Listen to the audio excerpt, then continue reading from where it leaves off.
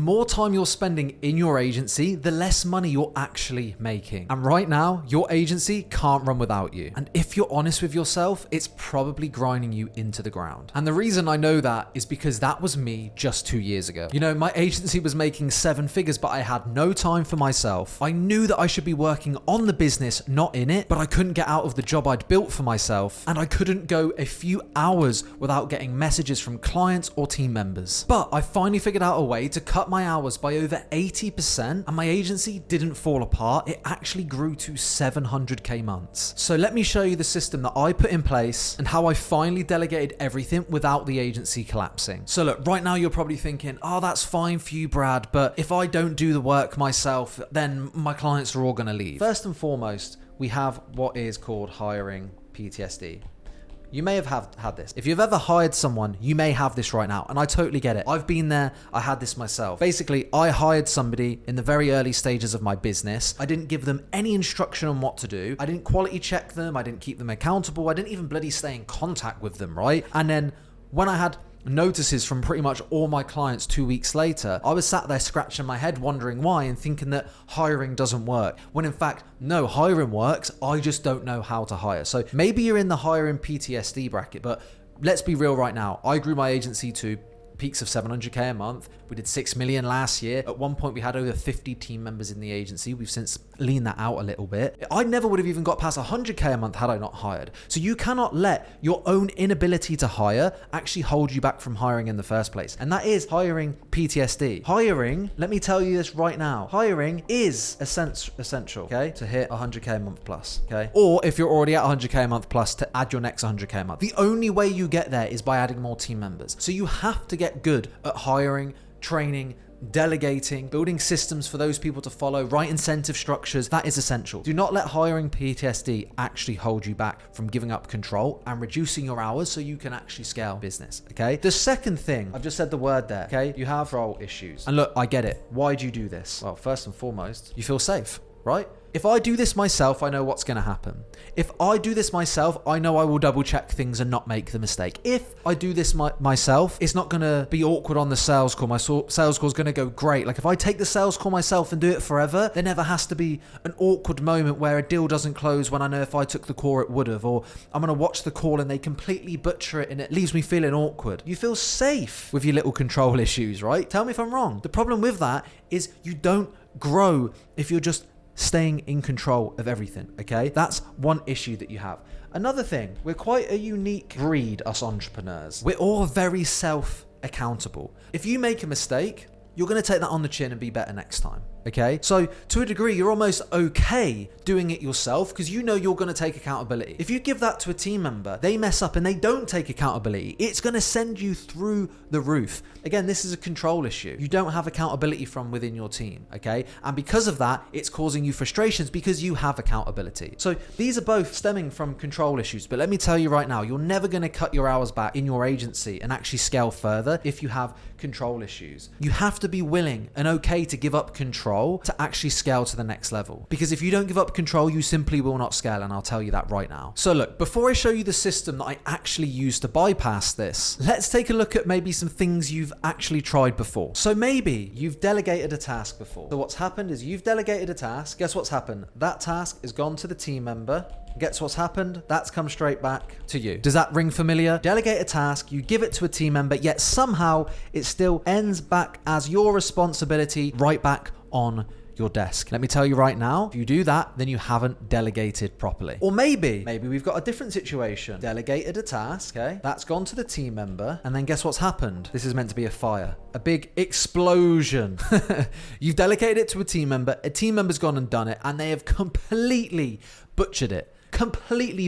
Done it nothing like you told them to do, and you've got a really upset client now and you're having to jump back in dealing with all the fires. Maybe that rings a bell. Either way, this is a sign that you have not delegated effectively. But I'm going to tell you about something now called the ownership transfer that's going to change that for you once and for all. So we have ownership transfer. The first issue right here that you probably have is that you delegate tasks, okay, not outcomes. This is really important. When you hire somebody to achieve a result, okay? You don't hire them to just do the button clicking. For some roles, maybe like VA roles, but I'm talking about here the ones where the tasks have landed back on your desk, or, it's causing you lots of fires and headaches are usually ones where they're client facing. So this is either sales or delivery focused. When that's the case, you don't just want to delegate tasks, you want to delegate outcomes. In order to do that, you need accountability. And in order to get accountability, you need KPIs. So how does this work in reality? Each and every single role needs a set of KPIs. Each person in the business has a key set of numbers that they are fully accountable to. What you do is every single week you have one-to-ones, and in those one-to-ones you run through how they're performing against those KPIs. Now remember, what you're not saying is, hey Steve, I want you to click this button, click this button, click this button. When you hire somebody, you say to them, hey Steve, I am hiring you for these roles and responsibilities to achieve this outcome. You need to achieve sub 5% churn. Can you do this? Yes. Great. Then what you do every week in your one-to-one, you keep them accountable to the KPIs that you've set. And then what you're doing is you're setting your targets around outcomes, not around tasks. What that then does, when we speak about ownership transfer, this creates ownership, okay? You're not just delegating a task, you're delegating ownership of an outcome. So when I say like you want leaders in a business, I don't literally mean you want managers. You want leaders, people that take initiative and own the outcome that you have kept them accountable for. And if you want to go a step further than this, by the way, let's call this like 0.5. If you incentivize these people correctly, meaning you give them a nice juicy payoff if they achieve that KPI and exceed that KPI. So for example, let's say you have a sales rep right now and you put them on a base salary, and then you then give them a commission, a juicy commission if they hit a certain revenue or cash collected target for the month. They're going to put every ounce of energy towards the goal because you have incentivized them. Okay, so it's like setting the KPIs and keeping them accountable is one thing, but if you want to throw gasoline on the fire and really have it so you have proper ownership in each role, then you want to also add an incentive to that at the same time. And by the way, without this is why your team come to you all of the time, because they aren't owning the outcomes. They're just owning tasks and then coming back to you and saying, have I done it right? Because you're just telling them how to do it your way, which is nothing wrong with that if you've got a productized system where you can just click buttons. But we're talking about key roles in the business right now that can have an impact on revenue. You're wondering why everything's landing back on your desk. It's because you haven't given them ownership. And this is exactly why you wonder, right? This is quality, right? In your business, okay? You're doing it, and guess what? You start your business and the quality comes up here and it stays like this. And then you offset it and guess what happens? Okay? And this is your point of delegation. And this is what's happening right now. This is where you delegated right here and it's fallen off a cliff. And this is the cycle that you're used to. But the problem is when you give somebody incentives and you give somebody ownership of an outcome, guess what happens, okay? You've got the new structure here. Come along, you do this, okay? Then you give somebody ownership and control, and maybe it comes down a little bit. And then you have your one-to-ones and you're keeping them accountable every week and you're training them and giving them feedback. And guess what? They bring it back up to your standard. And sometimes, because that's their sole focus, okay, by the way, because you're hiring them to do one job and one job only, they actually can bring it above the line and do it better than you. And you just got to think about it this way. Like, this is kind of like a good analogy. Imagine you have a car, right? Let me draw you a really fantastic car. Holy Christ. Okay, you've got my really futuristic car right here. Imagine giving somebody control of the pedals without control of the wheel. That's what's kind of happening when you're doing this. You're expecting them to reach an outcome by just being able to accelerate without giving them control of the direction. You need to give them control of the direction. You need to incentivize them to do so. And if you do that, I promise your business is going to maintain the standard that it is up here. Okay. And look, there's also an additional solution that solves this problem massively. And it is not, let me tell you one thing, it is not hiring better people. Yes, obviously that is important. For most agencies right now, I'm going to be honest, most agencies that are sitting anywhere from sort of 10 to 200k a month, okay? You can't truly afford good talent. And let me tell you right now, let's speak about A players. I've been through this cycle so many times. You hire your first good person and you've got nothing to compare them to. So you call them an A player. And then guess what? You actually hire an A player and then they become a B player or even a C player. You don't know what an A player is because you can't afford to hire an A player when you're doing this level of revenue. A real A player will not fit into your margins at this level. I didn't get the proper A players in my business until I was probably doing 300 to 500,000 a month. That's when I could actually afford to bring on and incentivize people people enough to attract the best possible talent in my business. And then when I did that, I was like, damn, it set a whole new standard for what good actually is. So yes, obviously, you need to hire good people that are good culture fits, all of that stuff. Heard that a million times. But you can't afford to truly hire exceptional people. So I kind of want to put this little myth to bed for a second, but give you a solution that helps overcome that. So what I found works really well is what you want to do is you want to almost build productized roles and pods, okay? So I want to give you an explanation right now. The best people that you will hire are what you call full stack people, okay? So if I look at my COO, Jack, right now, Jack's ran his own 6-figure agency before. So what can Jack do? Well, Jack can do sales, right? So he's my COO just for context. Jack can do sales. What else can Jack do? Jack can do delivery and run ads. Jack can do one-to-one. Jack can be a CSM,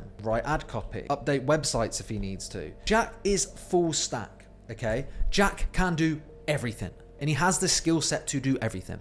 The problem is right now, when you're trying to hire great people, you can't afford to hire people like Jack to come into your business and do this. But what you can do, you can build a productized pod system where you actually had a pod of different people that all specialize in one thing. So what you want to do is you want to productize each part of the system. So think of it like the Henry Ford conveyor belt, right? Where you have one thing and then it comes along and then somebody else is doing another thing and it comes along and somebody else does another thing. What you can then do is build a system, an SOP that's unbreakable, that is to your standard and structured so well that basically a complete idiot could come in and do it. But because you're just doing it for one each section at a time, it becomes very easy to productize each part of the conveyor belt, okay? So let's say this is client onboarding right now, okay? You build an SOP for client onboarding. Do they have to go through during the onboarding process? How do we get access to their assets? How is the onboarding course structured, okay? Then you've got a few key areas that sit directly here in the onboarding SOP. Then what you can do is you can bring somebody in that you've basically given them the playbook, okay? And then even if they're not A-star talent, they can still get A-star results because you're basically giving them a really simple, structured process to follow. Now, a great person might be able to handle stage 1, stage 2, stage 3, stage 4, and stage 5. And a mediocre person might be able to do 1, 2, and 3. And a pretty bad person might be able to just do 1. But you're not then talent constrained because anybody can come in and do it because you've productized it in a way where anybody can come in and follow the process, okay? You see how this works? Then you can get A-star results from less than A-star talent. Remember, I'm not saying don't hire A players. I'm saying you do not know what an A player is. Trust me when I say this. You do not know what an A player is right now. Once you get past that 300, 400, 500 grand a month mark, you'll start to realize and be like, damn. But don't worry. This process helps you solve that. So what you do is you basically build a pod within your company where you have somebody that manages stage 1, you hire somebody that manages stage 3, someone that manages stage 5, and then someone that manages stage 6, okay? Then each stage of the system and the process, you have somebody following the system exactly as they should, so they get the exact same outcome as though you were doing it yourself. And this way it works because each section gets more attention from a less talented person and they're following a system that's proven. Now look, you may be thinking, Brad, great, but my team don't follow SOPs. I'll give you a really quick solution for this, okay? Ask, demand, performance plan, okay? This is the structure you follow, okay?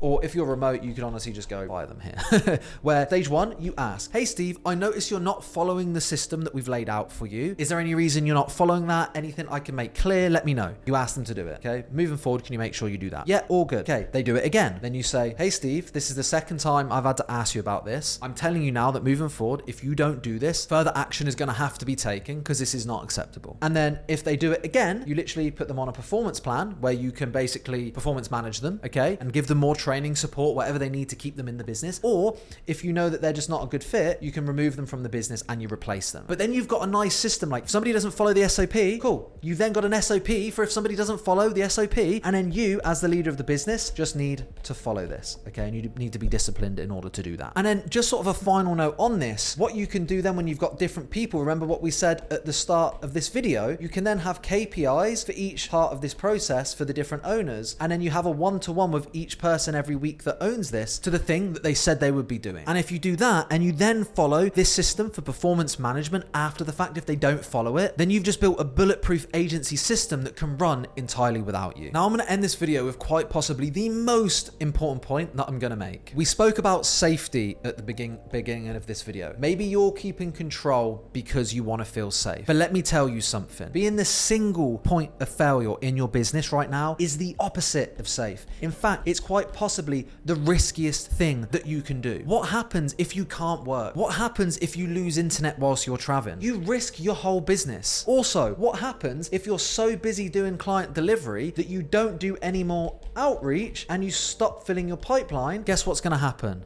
You're going to be left with no clients, because when your clients eventually leave, you've got no time to fill your pipeline to bring more in. Being the single point of failure in your business is the biggest risk to your business. And maybe right now you're too afraid to give up control because you're too focused on profit. Okay, I see this all the time. People want to keep their 80, 90% margins. But let me ask you this. Would you rather have 70% margin on 20K and make 14K a month profit, or 40% margin on 300K a month revenue and make 120K a month profit and having a business that runs entirely without you? I say this all to say, being more hands-off with your agency not only gives you more time, but actually can give you more profit. Hopefully watching this video, you skip the wasted money, lessons, and mistakes that I made on my journey. And that's exactly why I make these videos. You've got two options here. You can be the person that goes and looks at this video and then clicks on another one and watches another video and doesn't take any action. Or you can be the type of agency owner that uses this, goes away, implements it, and actually gets the results. If you are the second kind and you are an action taker, you can check out the links in the description to see how we can work together closer. If you are the kind of person that likes to watch another video, I think this one will be relevant for you, so go and check that out.